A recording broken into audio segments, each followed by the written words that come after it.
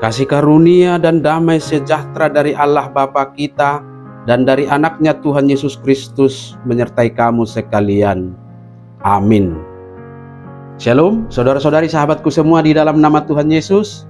Firman Tuhan yang hadir menyapa kita hari ini, hari Jumat tanggal 6 September 2024, tertulis di dalam Kolose pasal 2 ayat 14.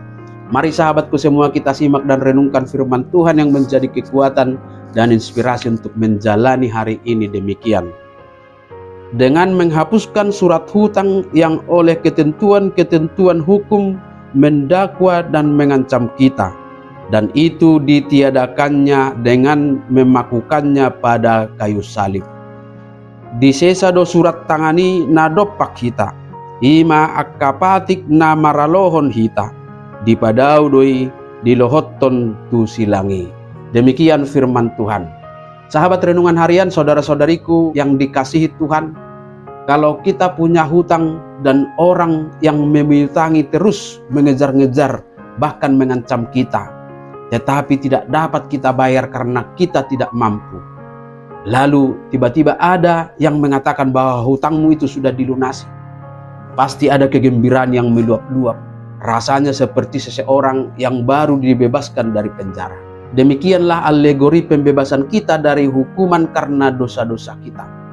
Tuhan Allah telah mengampuni segala pelanggaran kita dengan menghapus surat hutang kita, sehingga kita bebas dari hukuman karena dosa itu. Inilah karya keselamatan yang besar yang telah dilakukan oleh Yesus Kristus di kayu salib. Surat hutang yang dimaksud adalah segala dosa dan pelanggaran kita yang membuat kita terpisah dari Allah.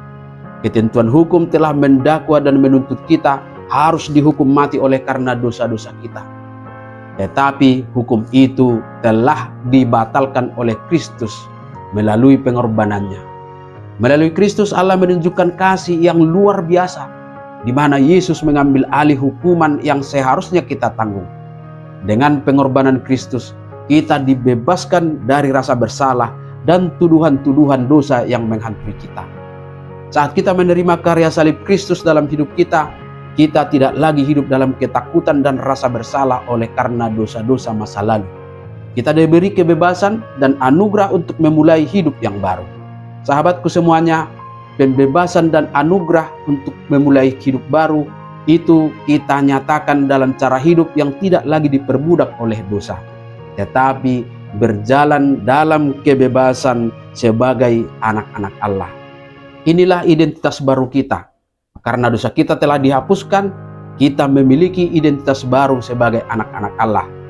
Kita tidak lagi diidentifikasi oleh dosa atau kesalahan masa lalu kita, melainkan oleh kasih dan anugerah yang telah diberikan Kristus.